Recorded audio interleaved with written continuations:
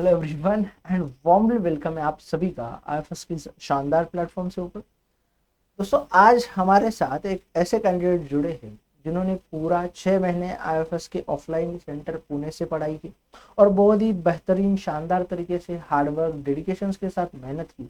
और इनकी 6 महीने की मेहनत जो है वो रंग लाई है और इनका जेआरएफ भी क्लियर हुआ। उसी के साथ साथ एक लाजवाब रैंक के साथ, बेहतरीन रैंक के साथ जो है क्लियर हुई है। अब ये 6 महीने की जर्नी क्या रही, उन्होंने इन 6 महीने की जर्नी से क्या क्या सीखा, क्या स्ट्रगल्स अप एंड डाउन रहे, उसी के साथ साथ उनको क्या क्या बेनिफिट्स हुए फॉर द फ्यूचर लाइफ हो जाए या एग्जाम्स की तरीके से भी देखा जाए, तो जानते हैं उनकी टोटल जर्नी को उनके ही थ्रू। तो हेलो, हेलो सर। कैसे हो आप? Sir well good. तो थोड़ा अपने बारे में बताइए हमें। सर मेरा नाम है तेजस यादव। मैंने अपना मास्टर्स बॉटनी में करा है अमरावती से, government Vidarbha institute of science and humanities. हम्म, और उसके बाद मैंने आईएफएस का ऑफलाइन कोर्स ज्वाइन करा पुणे में, जुलाई में। अच्छा, तो आपकी रैंक क्या रही है सीएसआर नेट में? सर मेरी रैंक 198 थी। तो 198 रैंक रही है आपकी जेआरएफ में। Yes sir. तो तुषार, आपको मेरी तरफ से, पूरे एफएस फैमिली की तरफ से पहले तो बहुत सारा कॉन्ग्रेचुलेशंस। Thank you sir. अभी इतने बेहतर रैंक के साथ आप इस एग्ज़ाम में क्वालिफाई हुए हो, तो थोड़ा बताइए हमें कि किस तरीके से जो है आपने इस एग्ज़ाम्स के लिए प्रिपेयर किया।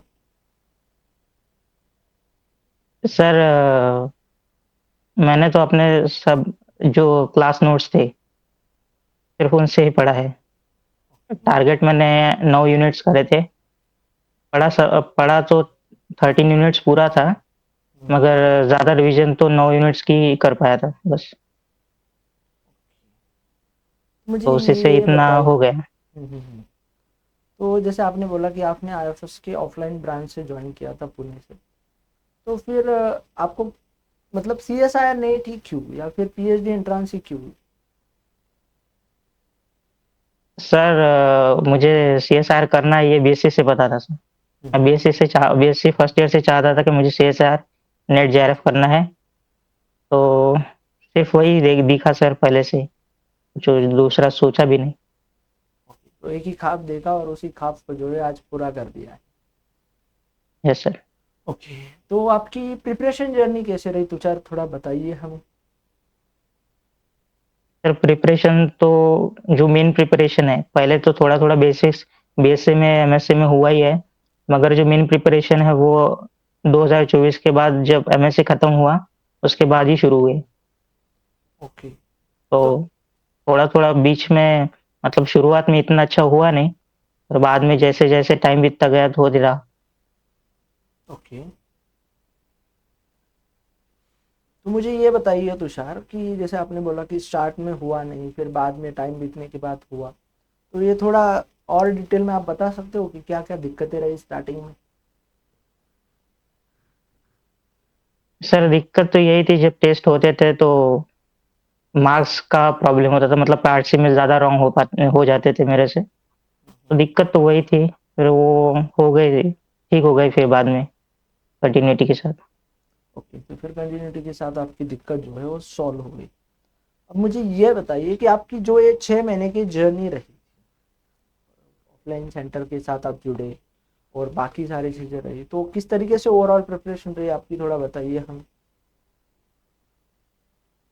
प्रिपरेशन में तो सर मतलब नोट्स थे, नोट्स का रिवीजन करना है ये पक्का पता था। उसके बाद रोज का जितना पढ़ा है वो पढ़ना है, रोज क्वेश्चन सॉल्व करने हैं।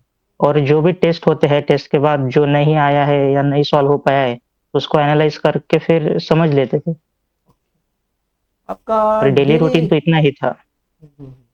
आपका डेली रूटीन क्या रहा 6 महीने, और किस तरीके से रहा, थोड़ा बताइए। क्योंकि बहुत सारे बच्चे ऐसे होते हैं कि उनको ऑफलाइन सेंटर से ज्वाइन करना होता है, बट वो उनके दिमाग में, दिल में जो है थोड़ा बहुत फेयर होता है, चिंता होती है कि किस तरीके से होगा, होगा या नहीं होगा।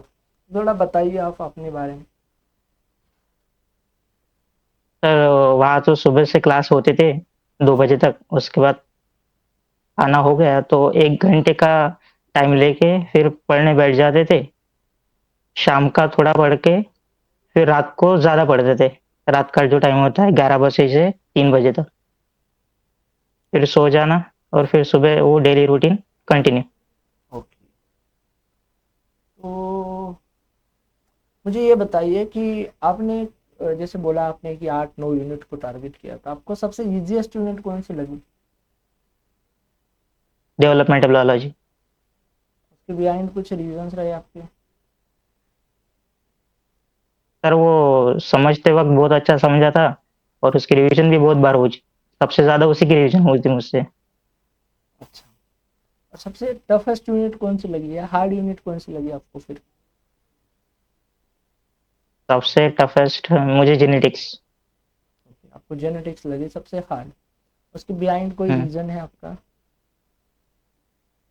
सर मतलब समझने का ट्राई करा था पर कुछ-कुछ चीज़ें नहीं समझ में आ रही थी तो वो मतलब ज़्यादा हार्ड नहीं था पर मुझे थोड़ा नहीं जम रहा था वो। जम नहीं रहा था। ठीक है। हुँ। तो आपके मुझे ये बताइए तुषार कि ये सर ओवरऑल टीचर्स जर्नी जो रही आपकी, तो उस जर्नी में मतलब क्या होता है कि कुछ टाइम के बाद सैचुरेशन सा आ जाता है, चीज़ों के रिगार्डिंग थोड़ी दिक्कत सी हो जाती है, तो उससे आपने कैसे ओवरकम कर लिया? सर टीचर्स का गाइडेंस था डेली बेसिस पे। हम्म। तो हर समय मतलब कुछ गलती होती है या कुछ प्रॉब्लम होती है तो टीचर्स सही टाइम पे गाइड कर देते थे। तो उसी से हो पाया है। तो सर टीचर लोग जो है आपको सही तरीके से गाइडेंस करते थे, बाकी बातें होती थी। तो सर मुझे ये बताइए कि आपके एग्जाम हॉल का एक्सपीरियंस क्या रहा? सर एग्ज़ाम हॉल का तो इतना अच्छा नहीं था सर एक्सपीरियंस। मतलब पर तो पहला जो टाइम था मैंने तो पार्ट सी से सॉल्व करा था। हम्म। तो मिल नहीं रहे थे ज़्यादा क्वेश्चन। फिर जैसा थोड़ा टाइम बीता तो मिल गए। बस फिर थोड़ा-थोड़ा सॉल्व होते गए। टाइम मुझे पूरा ही लगा, कुछ बचा नहीं, कुछ नहीं। तो एग्जाम पेपर आपने किस तरीके से सॉल्व किया, मतलब पार्ट ए से बी की और फिर सी की, क्या रहा आपकी स्ट्रैटेजी, थोड़ा बताइए पेपर सॉल्विंग की। सर शुरुआत तो मैंने पार्ट सी से करी थी। हम्म। उसको 1.5 घंटा तो उसी में दिया मैंने पूरा। हम्म। मतलब एक बार रीड करा तो मुझे 15 क्वेश्चन मिल गए पहली बार में। वापस से उनको रीड करा तो मेरा 21 तक मैंने रीड करे थे तो 21 सॉल्व करे मैंने। फिर मैं पार्ट बी पर गया, पार्ट बी सॉल्व करा। उसके बाद फिर लास्ट में पार्ट ए। उसके बाद आपने लास्ट में पार्ट ए को सॉल्व कर लिया। Yes sir. तो पार्ट ए के लिए आपने किस तरीके से प्रिपरेशन किया था जनरल एप्टीट्यूड के लिए? सर पार्ट मुझे मैथ्स का थोड़ा प्रॉब्लम में ज़्यादा नहीं आता तो मैंने पार्ट ए का प्रिपरेशन कम ही किया था। पर जितने मैंने सॉल्व करे हैं उतने पूरे करेक्ट आए। मैंने सिर्फ 7 ही सॉल्व करे थे तो पूरे 7 करेक्ट आ गए। बहुत बेस्ट। आप ऐसी 3 चीज़ें बताइए मुझे, 3 ऐसे मूल मंत्र बताइए जिसकी वजह से आपको लगता है कि आपका एग्जाम जो है वो क्लियर हो गया। मूल मंत्र कंसिस्टेंसी, रिवीजन चाहिए और एनालिसिस। तो कंसिस्टेंसी, रिवीजन एंड एनालिसिस, आपको लगता है कि ये 3 चीज़ें अगर किसी मतलब स्टूडेंट्स के पास होगी तो यकीनन बेहतर परफॉर्म कर पाएगा। Yes sir. तो मुझे लगता है जो भी नए एस्पिरेंट्स हैं उनके एस्पेक्ट से मुझे जितने चाहिए थे उतने मैंने सवाल आपसे पूछ लिए। तो आपके साइड से आप कुछ सजेशन करना चाहोगे, कुछ नए आपके जूनियर्स के लिए कुछ बताना चाहोगे तो ज़रूर। सर मैं तो यही बताना चाहूँगा कि ऐसा कोई रूल नहीं है कि किसी की टेक्निक फॉलो की जाए, पर आपको जो कंफर्टेबल है उस टेक्निक से करोगे तो हो जाएगा। Thank you so much for sharing your journey, your struggle with us.